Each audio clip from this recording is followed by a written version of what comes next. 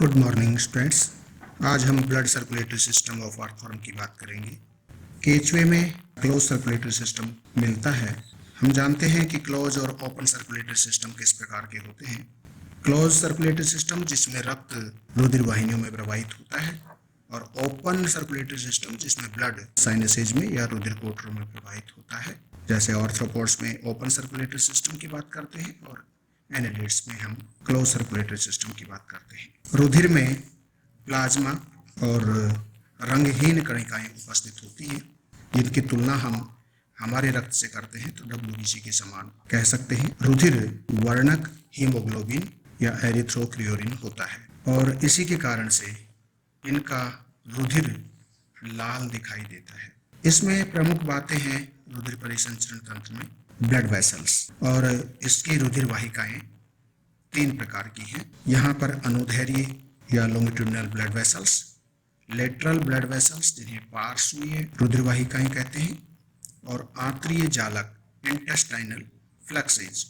ये 3 प्रकार की ब्लड वेसल्स अर्थवर्म में देखने को मिलती है। अनुदैर्घ्य ब्लड वेसल्स जिन्हें हम लॉन्गिट्यूडिनल ब्लड वेसल्स कहते हैं, ये शरीर की लंबाई में फैली हुई होती है। अनुदैर्घ्य ब्लड वेसल्स 5 प्रकार की होती हैं।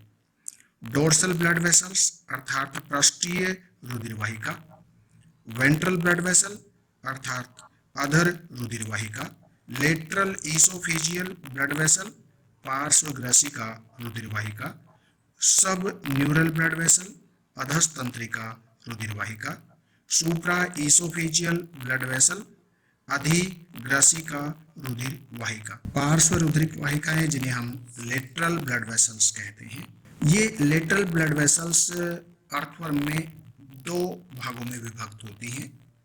एक तो 13वें खंड तक और एक 13वें खंड से पीछे ब्लड वेसल्स, क्योंकि यहाँ अलग अलग हैं। 13वें खंड तक की लेटरल ब्लड वेसल्स के नाम अलग हैं, और 13वें खंड के पीछे के ब्लड वेसल्स के नाम अलग हैं। पहले 13 खंडों में कौन कौन सी हैं? पहली बात हार्ट, हृदय, जो 4 जोड़ी हृदय उपस्थित होंगे। एंटीरियर लूप अग्रपास, रिंग वेसल्स वलय वाहिकाएं, वेंट्रोटेगुमेंट्री ब्लड वेसल्स अधो अध्यावरणी वाहिकाएं कहते हैं। 13वें खंड के पीछे जो रुधिर वाहिकाएं देखने को मिलती हैं, उनमें प्रमुखतः कौन सी रुधिर वाहिनियां देखने को मिल रही हैं? पहली वेंट्रोटेगुमेंट्री या अधो अध्यावरणीय वाहिकाएं, कमिशोरल वेसल जिन्हें हम संगाही वाहिकाएं कहते हैं, डोर्सो इंटेस्टाइनल और वेंट्रो इंटेस्टाइनल, ये इंटेस्टाइनल रीजन में, और ये सभी जैसे ventrotegumentary, commissural vessel, dorso intestinal, ventro intestinal, ये सभी 13वें खंड के पीछे स्थित होती हैं। और तीसरी प्रकार की रुधिर वाहिनियां आंत्रजालिकाएं कहलाती हैं, जिसे हम कहते हैं इंटेस्टाइनल फ्लक्सेज, इंटरनल फ्लक्सेज या एक्सटर्नल फ्लक्सेज की बात करते हैं। अब डायग्राम मैं बनाता हूं आपके लिए। सबसे पहली बात तो हम ये जो बन रही है ये एलिमेंट्री कैनाल है। ये हम बॉडी वॉल बना देते हैं। ये माउथ है, और हम जानते हैं माउथ के ऊपर क्या उपस्थित होता है। ये माउथ जिसे पेरिस्टोमियम कहते हैं, तो पेरिस्टोमियम के ऊपर आपको यहाँ देखने को मिलेगा ये प्रोस्टोमियम। ये 2 चीजें बनने के बाद अब इनकी रुधिर वाहिनियों की बात करते हैं हम। लॉन्गिट्यूडिनल ब्लड वेसल्स, तो लॉन्गिट्यूडिनल ब्लड वेसल्स में 5 रुधिर वाहिनियां होती हैं। पहली रुधिर वाहिनी डोर्सल ब्लड वेसल, तो डोर्सल ब्लड वेसल इसकी पृष्ठ सतह पर आगे से पीछे तक फैली होती है। डोर्सल ब्लड वेसल की खास बात होती है यह आगे से पीछे तक फैली होती है। दूसरी है वेंट्रल ब्लड वेसल, तो वेंट्रल ब्लड वेसल अधर सतह पे उपस्थित होती है। तो ये मैं वेंट्रल ब्लड वेसल भी इसी कलर से ड्रॉ कर देता हूँ, ये वेंट्रल ब्लड वेसल। ठीक है, आपको ड्रॉ करने में दिखेगा बहुत कॉम्प्लिकेटेड, लेकिन ड्रॉ करने में बहुत आसानी रहेगी। आप पहले एलिमेंट्री कैनाल बना लें, उसके बाद में यहाँ पर ये बॉडी वॉल बन गई। बॉडी वॉल के बाद एलिमेंट्री कैनाल बना लें, कैसे भी कर लें, और इसके बाद में ये डोर्सल ब्लड वेसल बना दिया आगे से पीछे तक। फिर वेंट्रल ब्लड वेसल बन गई। तीसरी रुधिर वाहिनी लेटरल एसोफेजियल ब्लड वेसल, पार्श्व ग्रसिका रुधिर वाहिनी। तो लेट्रो ब्लड वेसल जो है आपको पार्श्व साइड में दिखाई देगी। मैं इसको यहाँ से लाल कलर से ड्रॉ करता हूँ। तो इस एसोफेगस की बात कर रहा है कि लेटरल साइड में उपस्थित है। यहाँ इसके एलिमेंट्री कैनाल के बगल बगल में चलेगी, 14वें खंड में जाकर ये नीचे आ जाएगी। तो ये हो गई पार्श्व ग्रसिका रुधिर वाहिनी की। लेटरल एसोफेजियल ब्लड वेसल एक जोड़ी होती है और वो कहाँ तक उपस्थित होती है? 13वें खंड तक उपस्थित होती है। 14वें खंड से यह नीचे जाकर हम यूं माने कि अगर ये पार्श्व में इसके एक इधर एक ब्लड वेसल जा रही है, एक इधर ब्लड वेसल जा रही है, ये दोनों ब्लड वेसल जाकर 13वें खंड में नीचे गई, 14वें खंड में मिल जाएंगी और फिर एक ही रुधिर वाहिनी आगे चलेगी। यहाँ नीचे आके बनाती है अब ये अधस्तंत्रिका। ये हो गई डोर्सल ब्लड वेसल। फिर दूसरी हो गई वेंट्रल ब्लड वेसल। ये हो गई तीसरी है lateral oesophageal blood vessel. Oesophageal blood vessel इसे कहते हैं सब न्यूरल ब्लड वेसल, अधस्तंत्रिका रुधिर वाहिनी। तो पृष्ठीय रुधिर वाहिनी आगे से पीछे तक फैली हुई है, अधर रुधिर वाहिनी आगे से पीछे तक फैली हुई है, पार्श्व ग्रसिका रुधिर वाहिनी 13वें खंड तक उपस्थित है और ये नीचे दोनों एक जोड़ी होती है जो नीचे आकर क्या काम करती है? ये संयुक्त हो जाती है और अधस्तंत्रिका रुधिर वाहिनी बना लेती है। एक 5वीं रुधिर वाहिनी जो मिलती है जिसे कहते हैं सुप्रा ईसोफेजियल ब्लड वेसल, आमाशय के ऊपर होती है। ये यहाँ से यहाँ तक फैली हुई होती है, बस इसे कह देते हैं सुप्रा ईसोफेजियल ब्लड वेसल। पहली डोर्सल ब्लड वेसल जो आगे से पीछे तक फैली हुई है, दूसरी वेंट्रल ब्लड वेसल जो भी आगे से पीछे तक फैली हुई है, तीसरी पार्श्व ग्रसिका रुधिर वाहिनी जो कि 13वें खंड तक उपस्थित होती है। 13वें खंड में ये दोनों पार्श्व ग्रसिका रुधिर वाहिनियां मिलकर 14वें खंड में मिलकर एक ही बन जाती हैं, कंबाइंड होकर, और ये बनाती है सब न्यूरल ब्लड वेसल। और 5वीं जो है जिसे हम कहते हैं सुप्रा ईसोफेजियल ब्लड वेसल जो कि वास्तव में ईसोफेगस पर स्थित नहीं होती है और आमाशय के ऊपर स्थित होती है, लेकिन कहते इसे सुप्रा ईसोफेजियल ब्लड वेसल है। यह 8वें के बाद 9वें खंड से लेकर 14वें खंड तक फैली हुई है। इस तरह से ये अनुदैर्घ्य रुधिर वाहिनियां उपस्थित हैं। अब हम बात करते हैं पार्श्व रुधिर वाहिनियों की। पार्श्व रुधिर वाहिनियां जिन्हें हम अनुप्रस्थ रुधिर वाहिनियां भी कहते हैं, आगे 13वें खंड तक और 13वें खंड से पीछे, मतलब 13वें खंड तक जो उपस्थित हैं उनको तो हम फर्स्ट 13 सेगमेंट्स या एंटीरियर रीजन की लेटरल ब्लड वेसल कह देंगे और पोस्टीरियर रीजन की लेटरल ब्लड वेसल्स कह देंगे। एंटीरियर रीजन में उपस्थित है हार्ट। हृदय उपस्थित होते हैं 7वें, 9वें, 12वें और 13वें खंडों में, एक एक जोड़ी हृदय उपस्थित होते हैं। 7वें और 9वें में होने वाला हृदय वो कहलाता है पार्श्व हृदय और 12वें और 13वें में जो है उसे हम कहते हैं पार्श्व ग्रसिका हृदय। 7वें और 9वें खंडों में उपस्थित हृदय डोर्सल ब्लड वेसल और वेंट्रल ब्लड वेसल से जुड़े रहते हैं और 12वें और 13वें खंडों में उपस्थित हृदय जो पृष्ठ और अधर वाहिका को तो जोड़ते हैं, लेकिन साथ में ये अधिग्रसिका या सुप्रा ईसोफेजियल ब्लड वेसल से भी जुड़े होते हैं। इस तरह से ये पार्श्व ग्रसिका हृदय कहलाते हैं। 7वां खंड, 8वां, फिर ये 9वां खंड हो गया, 12वें और 13वें खंड में, तो इसको ये पार्श्व ग्रसिका हृदय कहते हैं। तो ये इसके साथ में जुड़ती है, ये बन गई। 13वें खंड में भी जो आएगा वो भी इसी तरह से होगी, इस तरह से।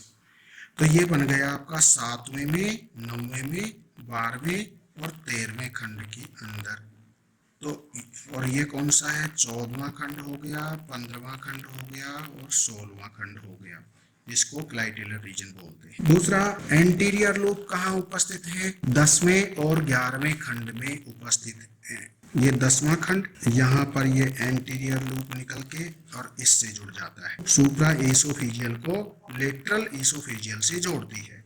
और ये 11वें खंड का एंटीरियर लूप हुआ, भी सुप्रा एसोफेजियल को किससे जोड़ते हैं, लेटरल एसोफेजियल ब्लड वेसल से जोड़ने का काम करते हैं, एंटीरियर लूप। और ये हृदय जो है, ये हृदय और ये हृदय क्या हो गए, पार्श्व हृदय, जैसे हम कहते हैं लेटरल हार्ट। और ये जो हृदय है ये क्या कहला रहे हैं, lateral oesophageal heart. Ring vessels जो है हमें दिखाई नहीं देती हैं, ये आमाशय की विशेष प्रकार की वृत्ताकार वाहिकाएं होती हैं जो आमाशय भित्ति की पेशी स्तर में पाई जाती हैं। प्रत्येक खंड में लगभग 12 होती हैं और इन वाहिकाओं द्वारा पार्श्व ग्रसिकाओं का रुधिर अधिग्रसिका वाहिका में पहुंचता है। चौथी वो है इन वेंट्रोटेगुमेंट्री ब्लड वेसल। वेंट्रोटेगुमेंट्री ब्लड वेसल आगे और पीछे, जैसे कहूँ अग्र क्षेत्र में और पश्च क्षेत्र दोनों में ही देखने को मिलती है। दरअसल में अधर वाहिका से प्रत्येक खंड में एक जोड़ी अधो अध्यावरणी या वेंट्रोटेगुमेंट्री वेसल्स निकलकर उसी खंड की शरीर भित्ति, बॉडी वॉल, सेप्टा, नेफ्रिडिया, जननांगों को रुधिर ले जाने का काम करती हैं। एक किससे निकल रही है, वेंट्रल ब्लड वेसल से। वेंट्रल ब्लड वेसल से निकलने वाली जो ये रुधिर वाहिनियां होती हैं ये कहलाती हैं वेंट्रोटेगुमेंट्री वेसल्स। तो इनका काम क्या है, डिस्ट्रीब्यूशन का, हर एक खंड को ये रुधिर पहुंचाने का काम कर रही है और इनको हम क्या कहते हैं, वेंट्रोटेगुमेंट। इनका काम क्या है, रुधिर बांटने का काम है। देखो धीरे धीरे ये जटिल होता चला जाएगा डायग्राम, तो आप इस बात का ध्यान रखना कि आपको बनाना कैसे है, समझ में आ जानी चाहिए आपकी। कि डोर्सल ब्लड वेसल 13वें खंड तक वितरण का कार्य करती है। एक बात और महत्वपूर्ण ध्यान रखने की है कि डोर्सल ब्लड वेसल के अंदर रुधिर पीछे से आगे की ओर प्रवाहित होता है और बाकी समस्त रुधिर वाहिनियों के अंदर रुधिर आगे से पीछे की ओर प्रवाहित होता है। डोर्सल ब्लड वेसल में प्रत्येक खंड में कपाट भी उपस्थित होता है। संग्रहण का काम 14वें खंड से पीछे करती है और 7वें 9वें खंड के द्वारा जो है ये रुधिर को अधर रुधिर वाहिनी में पहुंचा रही है और 12वें और 13वें के अंदर रुधिर को ये अधर रुधिर वाहिनी में पहुंचा रही है। डोर्सल को छोड़कर बाकी चारों के अंदर रुधिर आगे से पीछे की ओर प्रवाहित होता है, इनमें किसी में कपाट नहीं होते। और दूसरी बात, यहाँ पर वेंट्रल ब्लड वेसल आगे से पीछे की ओर सभी जगह वितरण का काम करती है और वो पार्श्व ग्रसिका रुधिर वाहिनी और अधस्तंत्रिका रुधिर वाहिनी पूरी लंबाई में संग्रहण का कार्य करती है। ये इसमें वेंट्रोटेगुमेंट्री ये भी है और ये लाल से जो है यहाँ बनाऊं मैं, तो ये लाल से जैसे ये हर एक खंड के अंदर ये यहाँ से इकट्ठा करने का काम, यहाँ से इकट्ठा करने का काम, यहाँ से इकट्ठा करने का काम, जहाँ जहाँ वितरण हो रहा है उसी तरह से इनका काम संग्रहण का भी होता है। तो ये संग्रहण का काम करती है कौन सी, पार्श्व ग्रसिका वाहिका। ये वाहिकाएं पतली भित्ति वाली होती है और इनमें कोई कपाट नहीं होते और रुधिर इनमें आगे से पीछे की ओर प्रवाहित होता है। ये जो वेंट्रोटेगुमेंट्री है ये शरीर भित्ति से, पटों से, वृक्कों से, जननांगों से रुधिर लाकर इस पार्श्व ग्रसिका वाहिका में उड़ेल देती है और 10वें और 11वें खंड में एक जोड़ी अग्रपाशों द्वारा आमाशय भित्ति से गुजरते अनेक रिंग वेसल्स द्वारा सुप्रा ईसोफेजियल में रुधिर पहुंचाती है और शेष रुधिर पीछे की ओर अधस्थ तंत्रिका वाहिका में पहुंचा देती है। तो इसका मुख्य काम क्या हुआ? संग्रहण का काम है, लेकिन यहाँ पर इसके द्वारा रुधिर एंटीरियर लूप के द्वारा रुधिर सुप्रा ईसोफेजियल में पहुंचाने का काम करती है। रिंग वेसल्स जो कि आमाशय भित्ति में है, उनकी जो हमें दिख नहीं रही है, उनके द्वारा भी सुप्रा ईसोफेजियल में रुधिर पहुंच जाएगा। और वो जो यहाँ रुधिर गया हुआ है, ये इसके द्वारा और इसके द्वारा, जैसे हम कहते हैं पार्श्व ग्रसिका हृदय के द्वारा, और ये नीचे की तरफ वेंट्रल ब्लड वेसल के अंदर आ जाएगा। तो इस तरह की यहाँ पर व्यवस्था देखने को मिलती है रुधिर के वितरण की और संग्रहण की। तो इनके अंदर रुधिर संग्रहित होता है। अब दूसरे जो मिलता है पीछे की तरफ की अगर हम बात करें, तो पीछे की तरफ हमें रुधिर वाहिनियाँ देखने को मिलती हैं। 13वें खंड से पीछे की तरफ पार्श्व रुधिर वाहिनियाँ, वो है वेंट्रोटेगुमेंट्री। तो वेंट्रोटेगुमेंट्री के लिए तो मैंने बताया ही आपको कि वेंट्रोटेगुमेंट्री दोनों ही, जैसे सब न्यूरल निकलेगी तो उससे भी, और वेंट्रल ब्लड वेसल है तो उससे भी वेंट्रोटेगुमेंट्री ब्लड वेसल्स निकलती हैं। फिर बाद में एक होती है कमीशोरल वेसल, फिर होती है डोर्सो इंटेस्टाइनल और वेंट्रो इंटेस्टाइनल। पहली बात तो हमने कहा कि सब न्यूरल ब्लड वेसल है, इससे भी वेंट्रोटेगुमेंट्री, जैसे लाल है तो मैं इसमें हर एक खंड के अंदर वेंट्रोटेगुमेंट्री, ये हर एक खंड में एक एक जोड़ी है वेंट्रोटेगुमेंट्री में भेज देता हूँ।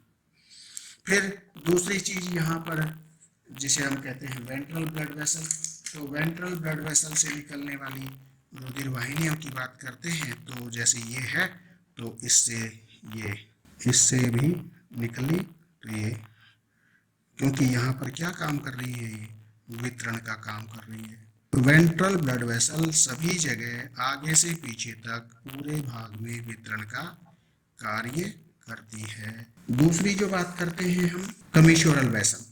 कमीशोरल वेसल वेंट्रोटेगुमेंट्री तथा डोर्सल ब्लड वेसल को प्रत्येक खंड में पट के पीछे की ओर और या खंड में आगे की ओर 13वें खंड के पश्चात प्रत्येक खंड में इन वाहिकाओं का एक जोड़ा होता है और ये वाहिकाएं अपनी अपनी ओर की पट के पश्च सतह के साथ साथ ऊपर की ओर चलती हैं और ये रुधिर को अधस्तंत्रिका वाहिका से पृष्ठ वाहिका में धकेलती हैं और इनसे एक छोटी सी शाखा septo intestinal branch intestinal flux को जाती है जो पटीय वृक्कों तथा शरीर भित्ति के रुधिर पहुंचाने का काम करती है। तो अब मैं यहाँ बताऊं कि जैसे ये पट मान लेते हैं हम, ये पट है, तो यहाँ से संग्रहण करने के बाद इस रुधिर को ये है ऊपर पहुंचा देती है इसके अंदर। ये हो गई कमीशोरल वेसल। इस खंड में 15वें खंड में हम देख रहे हैं, इसी तरह से 14वें खंड में हम देखेंगे, इसमें 16वें खंड में देखते हैं। पट के पैरेलल चलती है और रुधिर को अधस्तंत्रिका वाहिका से कहाँ पहुंचाती है, डोर्सल ब्लड वेसल के अंदर पहुंचाती है। तो ये कमीशोरल वेसल हो गई, एक जोड़ी हो गई, मतलब एक हमें इधर दिख रही है तो एक पीछे की तरफ, एलिमेंट्री कैनाल या आंत्र के दोनों तरफ एक जोड़ी इधर, एक इधर से एक उधर से। तो इस तरह से ये रुधिर को अधस्तंत्रिका वाहिका से और ऊपर पहुंचाने का काम करती है। और मैंने बताया इनसे कि एक ब्रांच निकलती है जो इसके सेप्टा को पहुंचती है। इसके यहीं से एक ब्रांच निकल जाएगी, जैसे हम यूं कहें कि इससे एक ब्रांच निकल गई, इससे एक ब्रांच निकल गई जो पट को पहुंचेगी, इसके एक ब्रांच को, पट को तथा देह भित्ति को जो है ये रुधिर पहुंचाने का काम करेगी। ये इससे निकलने वाली साइड की ब्रांच। अब इसमें 13वें खंड से पीछे की तरफ जो जैसे हम कह रहे हैं डोर्सो इंटेस्टाइनल और वेंट्रो इंटेस्टाइनल, दरअसल में डोर्सो इंटेस्टाइनल और वेंट्रो इंटेस्टाइनल जो रुधिर वाहिनियां होती हैं, डोर्सो इंटेस्टाइनल 2 जोड़ी रुधिर वाहिनियां डोर्सल ब्लड वेसल से एलिमेंट्री कैनाल को पहुंचती हैं। तो ये डोर्सल ब्लड वेसल है, इसे मैं कहूं कि एक तो इधर निकल गई और एक इसी के पैरेलल निकल रही है, लेकिन ये तो एक तरफ निकली, इस तरह से ये निकल गई और एक ये निकल गई, ये तो निकली पैरेलल। अब इसकी पीछे की तरफ मतलब 2 जोड़ी। अब क्या है, डोर्सो इंटेस्टाइनल जिसे हम कह रहे हैं ये 2 जोड़ी है, और वेंट्रो इंटेस्टाइनल है वो एक ही है, ये वेंट्रो इंटेस्टाइनल। यहां से वेंट्रल ब्लड वेसल से रक्त पहुंचाने का काम वेंट्रो इंटेस्टाइनल कर रही है, ये पट। इस प्रकार से ये डोर्सो इंटेस्टाइनल का काम हो गया और रुधिर को संग्रहण करके डोर्सल ब्लड वेसल में पहुंचाना। और इनका संबंध किससे होता है, इंटेस्टाइनल फ्लक्सेस से। इनका संबंध आंत्रीय जालकों से होता है। और हम जिसे बात कर रहे थे सेप्टो इंटेस्टाइनल वेसल, ये इस पट से निकलने वाली ये, इसको हम कहते हैं सेप्टो इंटेस्टाइनल वेसल। तो डोर्सो इंटेस्टाइनल आंत्र प्रदेश में या आंत्रीय क्षेत्र में 13वें खंड के पीछे की ओर प्रत्येक खंड में पृष्ठ आंत्र 2 जोड़ी वाहिकाएं आंत्र भित्ति से रुधिर को पृष्ठ वाहिका में ले जाती हैं, और अधर आंत्र वाहिका इसी प्रकार से आंत्र प्रदेश में ही प्रत्येक खंड में एक, मैंने वहां 2 जोड़ी बताया और यहाँ पर एक, केवल एक मध्य अधर आंत्र वाहिका रुधिर को अधर वाहिका से आंत्र भित्ति में ले जाती है। तो ये इसकी रुधिर वाहिनियां हो गई। अब आंत्र जालक की बात करते हैं। तो आंत्र की भित्ति में बहुत सी रुधिर केशिकाएं पाई जाती हैं जो अलग अलग 2 जालकों का निर्माण करती हैं। इनमें से एक बाह्य जालक या एक्सटर्नल फ्लक्स है और एक इंटरनल फ्लक्स उपस्थित होता है। अधर आंत्र वाहिका या वेंट्रो इंटेस्टाइनल तथा सेप्टो इंटेस्टाइनल ब्लड वेसल जो जा रही हैं, ये रुधिर को पहुंचाती हैं इंटेस्टाइनल अंतः आंत्र जालिका और पेशी, उसमें आंत्र भित्ति को पहुंचता है, वृत्तीय पेशियों को पहुंचता है, आंत्रीय उपकला को पहुंचता है। तो उनके बीच में ये फैली हुई होती है। और इस रुधिर का अवशोषण कौन करता है, पोषक तत्वों का अवशोषण करने के बाद डोर्सो इंटेस्टाइनल जो है इनके द्वारा रुधिर को बांटना, जो पहुंचता है आंत्र के विभिन्न भागों को पूरी, और वहां से अवशोषण किए हुए पदार्थ को या पाचक पदार्थों के अवशोषण को संग्रहित करके ये डोर्सो इंटेस्टाइनल संग्रहण करके और डोर्सल ब्लड वेसल में पहुंचा देती है। इसको एक बार ध्यान से पढ़ना, ध्यान से सुनना। थैंक यू भाई।